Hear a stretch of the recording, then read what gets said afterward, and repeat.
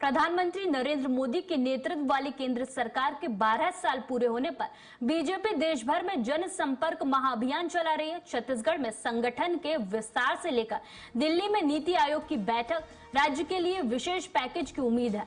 हैदराबाद में आयोजित investor connect meet और प्रदेश की मौजूदा राजनीतिक हलचल पर बीजेपी की क्या रणनीति है, इन्हीं तमाम मुद्दों पर स्वराज एक्सप्रेस के संवाददाता दिलीप साहू ने बीजेपी प्रदेश अध्यक्ष किरण सिंह देव से खास बातचीत की। आइए सुनते हैं।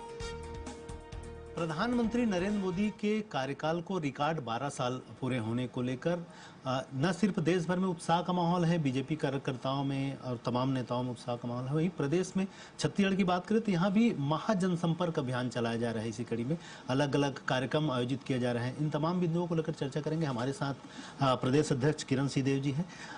12 साल पूरे होने को लेकर अलग अलग कार्यक्रम चलाए जा रहे हैं। छत्तीसगढ़ में कौन कौन से और प्रमुख कार्यक्रम चलेंगे? हमारे तो पूरे 5 तारीख से कार्यक्रम प्रारंभ हो चुका है। सबसे पहले आपके माध्यम से आदरणीय हमारे यशस्वी प्रधानमंत्री नरेंद्र मोदी जी का मैं बहुत बहुत अभिनंदन करता हूं। भारतीय जनता पार्टी छत्तीसगढ़ प्रदेश के प्रत्येक कार्यकर्ता की ओर से, पदाधिकारी की ओर से उनको बधाई देता हूं। और हम सारे छत्तीसगढ़ में बड़े उत्साह के साथ उनके इस महत्वपूर्ण दिवस को जो उन्होंने अचीव किया है, जो कीर्तिमान स्थापित किया है, हर्षोल्लास के साथ इसको मनाया कार्यकर्ताओं ने। विपक्ष को मोदी जी का विकास नजर क्यों नहीं आता? विपक्ष की ओर से सवाल उठाया जा रहा है कि झूठ के बुनियाद पर टिका हुआ है उनके 12 साल का उत्सव, ऐसा ऐसा करके बहुत बारे अलग अलग आरोप भी लगाए हैं कि 100 दिन में न तो महंगाई कम हुई, न 2 करोड़ नौकरी आई, न स्मार्ट सिटी बनी। बहुत सारे आरोप लगा रहे हैं। देखिए, विपक्ष के पास कोई मुद्दा नहीं है। मैं आपको बताऊं, आजादी के बाद लंबे वर्षों तक कांग्रेस की सरकार रही है पूरे देश में भी और सभी प्रांतों में। ऐसी क्या वजह है कि देश की जनता कांग्रेस से विमुख हो गई? कभी उन्होंने विकास के एजेंडे को माना ही नहीं। और जब केंद्र में सरकार रही कांग्रेस की या प्रांतों में रही, आकंठ भ्रष्टाचार में डूबा हुआ सरकार था। वे अपने लिए सारा संसाधनों का, शासकीय संसाधनों का उपयोग करते रहे। आदरणीय प्रधानमंत्री जी को कांग्रेस की, भारतीय जनता पार्टी को कांग्रेस के सर्टिफिकेट की, प्रमाण पत्र की आवश्यकता नहीं है। विपक्ष बड़ा आरोप ये लगाती है कि मोदी जी के राज में आप अघोषित रूप से आपातकाल लगी हुई है। ईडी, आईटी, सीबीआई इसका दुरुपयोग करते हो, विपक्ष के नेताओं को ही टारगेट करते हैं। इस तरह का बड़ा अच्छी बात है ये।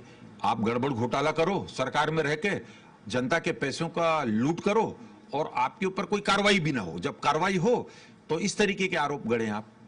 ये आप गलत भ्रष्टाचार करते क्यों हैं? दिल्ली में एक अहम बैठक है नीति आयोग की। आप भी बस्तर से बिलोंग करते हैं और एक उम्मीद लगा रहे हैं कि बस्तर के लिए कुछ विशेष राहत पैकेज, क्योंकि अब नक्सलवाद लगभग समाप्ति की ओर है। ऐसे में लोगों की ज्यादा उम्मीदें हैं कि बस्तर के लिए विशेष राहत पैकेज।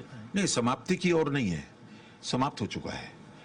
और बस्तर को फोकस करके देखिए, आप आदरणीय प्रधानमंत्री जी का कितनी बार बस्तर आना हुआ, आदरणीय गृह मंत्री अमित शाह जी का कितनी बार आना हुआ। बस्तर के प्रति एक अलग, बस्तर में विकास की अनंत संभावना है। एक और बड़ी बात, ये लगातार बस्तर में और पूरे छत्तीसगढ़ में विकास के लिए निवेश आए, इसको लेकर लगातार मुख्यमंत्री जी प्रयास कर रहे हैं। बेंगलुरु में इन्वेस्टर्स कनेक्ट हुआ, दिल्ली में, मुंबई में, कई जगह पर हो चुका। अभी इसी कड़ी में कल हैदराबाद में होने जा रहा है, तो इससे कितना उम्मीद है?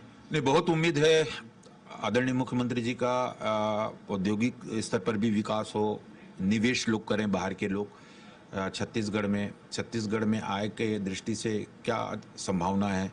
और उनका विदेशों में भी जाना हुआ, जापान भी उनका जाना हुआ था और वहां से अच्छी सफलता प्राप्त हुई है। तो ये थे प्रदेश अध्यक्ष किरण सिंह देव जी, जिन्होंने तमाम विषयों पर खुलकर हमसे चर्चा की। कैमरा पर्सन महावीर के साथ स्वराज एक्सप्रेस के लिए रायपुर से दिलीप साहू।